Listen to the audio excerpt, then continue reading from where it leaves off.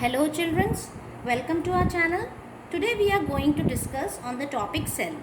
Even though this chapter is discussed in class 9, but this is again given in class 10's ICSE syllabus also. So as to remind you all about the functions of various organelles. So we need to understand the main characteristics and the functions of all the organelles and inclusions present in a cell. Even though you have some concepts, we will add details to your concept and we will prepare you for the second chapter of the syllabus, that is cell division. Without having idea on this chapter, we cannot proceed to our second chapter. Okay. So children, as you can see here, two types of cells have been drawn. One is the plant cell, another is the animal cell. Plant cell can be well identified by its geometrical shape, which is very evident in the diagram, and animal cell can be identified by its non-geometrical shape as evident in this diagram. So today we shall discuss about the different components of the cell. The first component of the cell is the cell envelope. The second component of the cell is the cell cytoplasm, and the third component of the cell are the living and non-living structure which are suspended in the cytoplasm.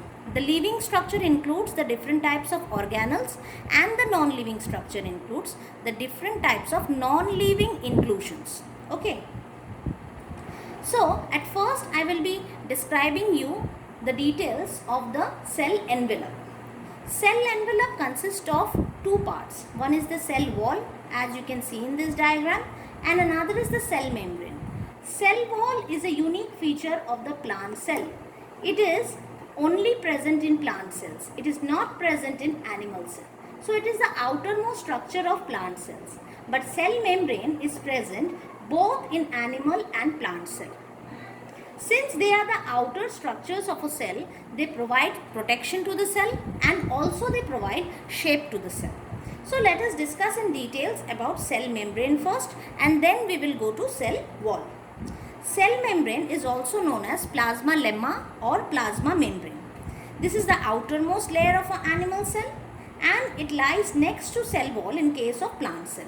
It is a very thin, flexible, living membrane which possesses tiny pores and is semi-permeable in nature. Children, let me explain you what is the meaning of semi-permeable. Membranes may be of three types: semi-permeable, freely permeable and impermeable. Impermeable membrane means it does not allow entry or moving out of substances in and out of the membrane or across the membrane. Okay. Semi-permeable or selectively permeable means it allows selective substances to enter into the cell and move out of the cell. And freely permeable means it allows all the substances to enter into the cell and move out of the cell without providing any hindrances. So our cell wall is freely permeable. So it allows all the substances to enter into the cell, but our cell membrane is selectively permeable such that it allows only certain substances to move into the cell and move out of the cell. The chief function of cell membrane is to separate its content, separate the cell contents from its surrounding, regulate the entry of certain solutes and ions, and also maintain the shape of the cell in case of animal cells, since it is the outermost layer of the animal cell. Cell wall's main function is it provides rigidity and shape to the plant cell and allows solution substances to enter and leave the cell without hindrances and also provides protection to the cell. Next comes the cell cytoplasm, which is the second component of all cells. Cytoplasm is a living matrix present inside the cell. If this is removed from the cell becomes dead. Actually, it is the protoplasm which is present between the nuclear membrane and the cell membrane. Here in this diagram, the clear space denotes the cytoplasm of a cell. Cytoplasm provides a suspending medium for all the cell components such that the organelles and the inclusions. So let us know the composition of cytoplasm. Actually, cytoplasm is a mixture of water. Mostly it contains water and soluble inorganic and organic compounds. along with various organelles and inclusions embedded in it. Okay, its chief function is to provide area for different metabolic activities to occur. Even it acts as a medium for the earlier step of respiration. Okay, so children, after cytoplasm, we have to move into the different types of cell organelles which are present inside the cell.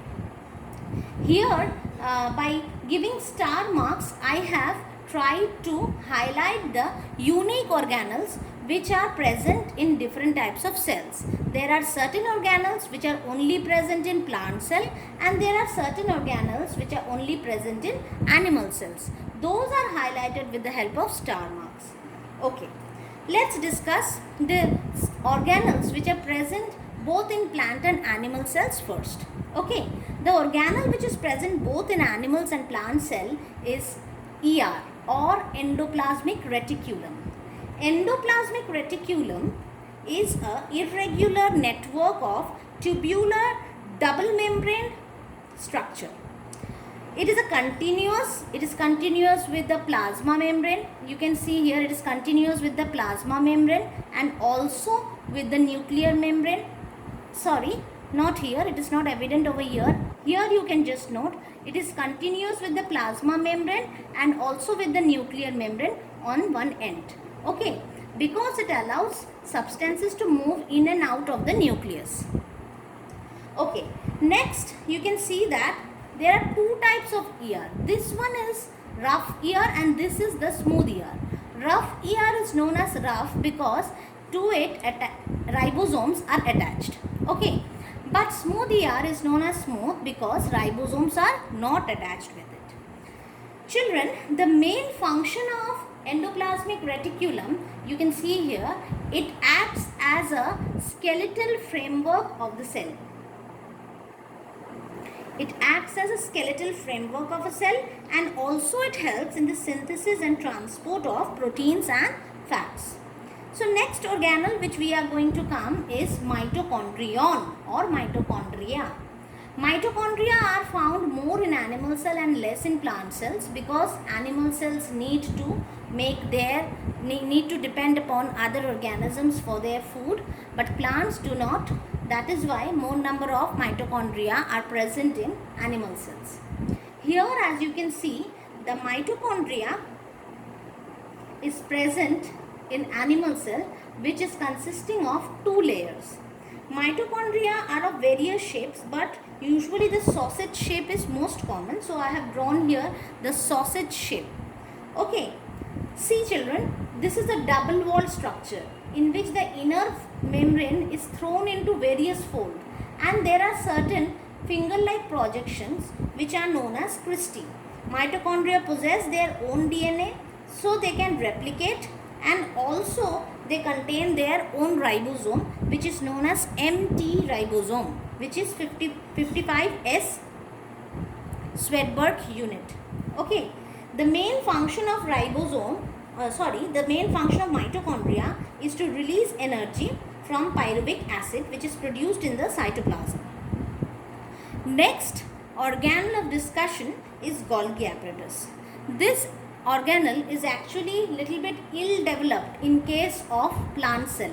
So it is known as dictyosome, and it is very well developed in case of animal cell. So there it is known as Golgi body or Golgi apparatus.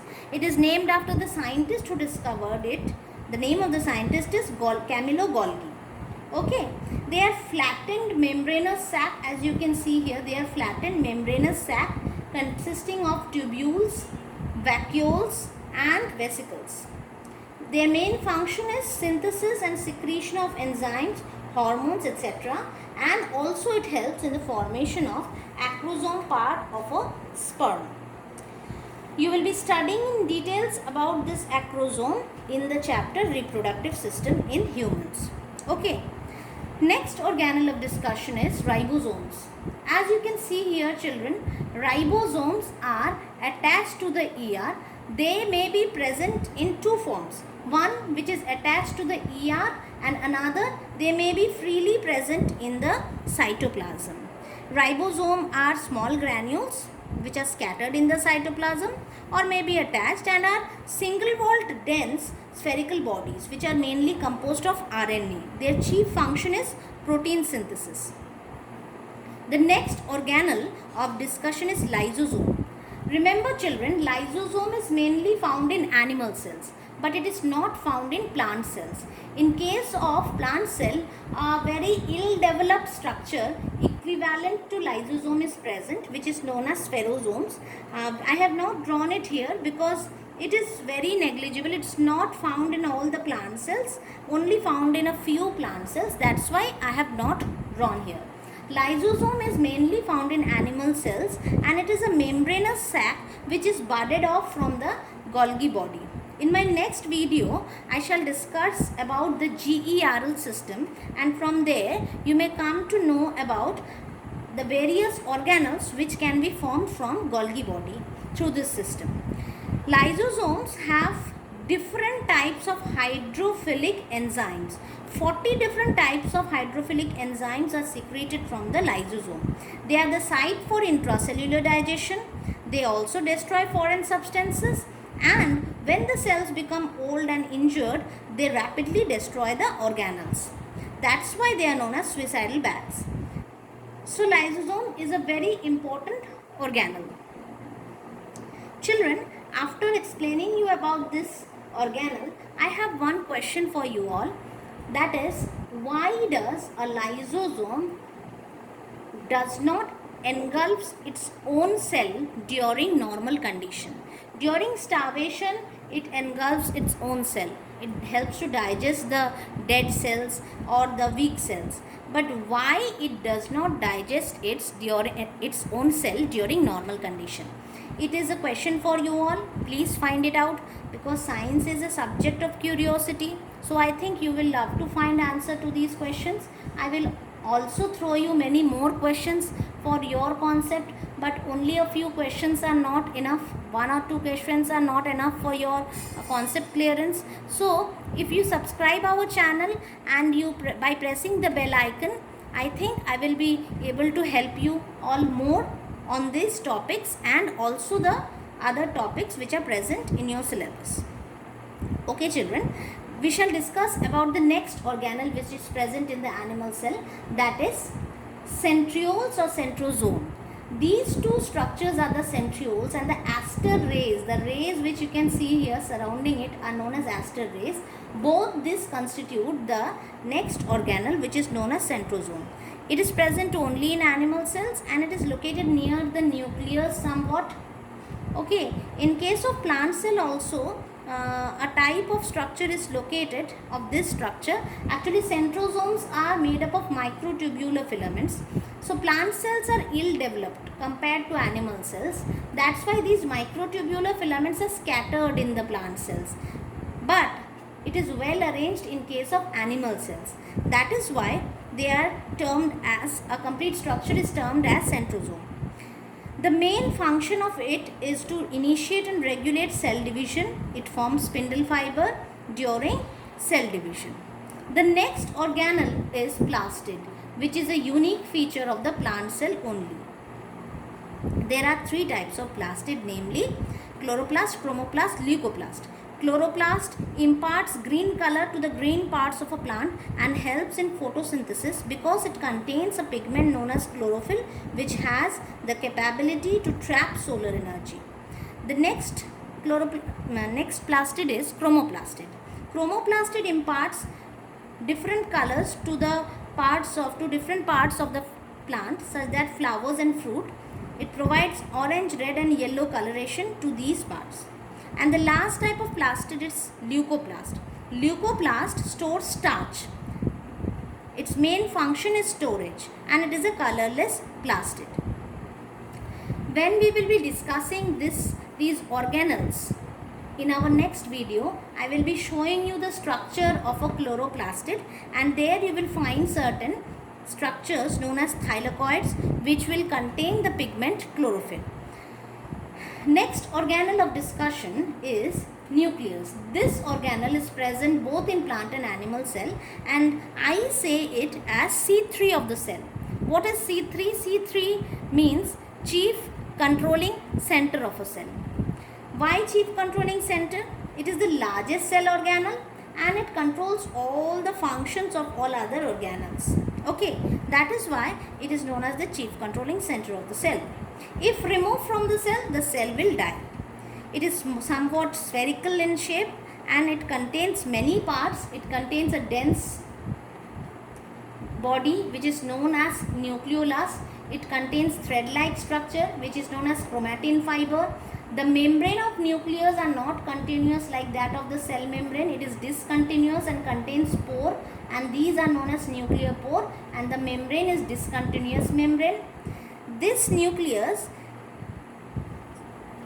is mainly responsible for containing the chromosomes which are the bearers of genes that control hereditary characters. Okay, so the organelle which I discussed also contains some part like nucleolus. This nucleolus is also a round shaped body which main function is to produce ribosome. It participates in protein synthesis and also dictates the ribosome to synthesize protein.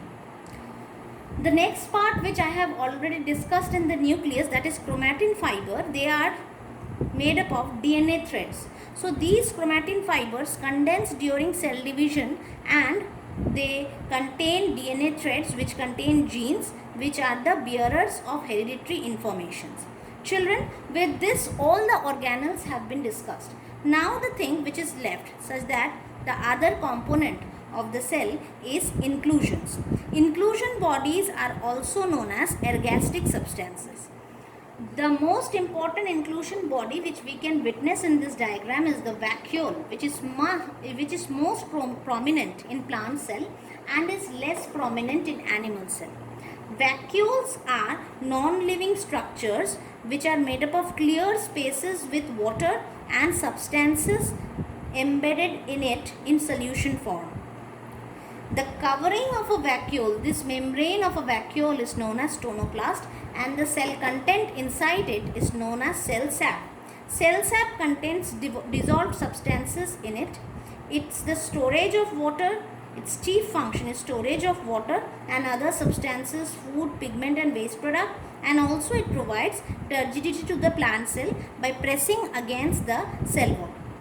The next structure which is present in the plant and animal cell both is granules. There are certain granules present in plant and animal cell both. They are small particles, crystals or droplets. Its main function is to store starch, glycogen. In case of plant cell it stores starch, in case of animal cell it stores glycogen, and fat containing granule serves as food for the cell.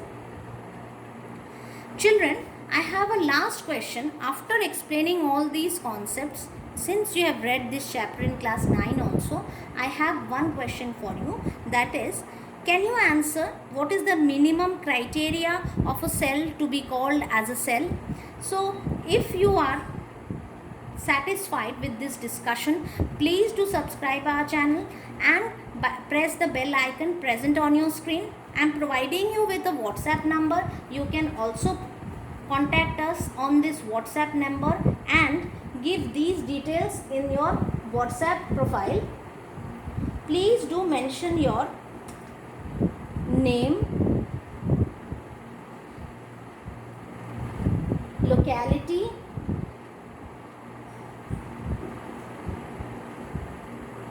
school,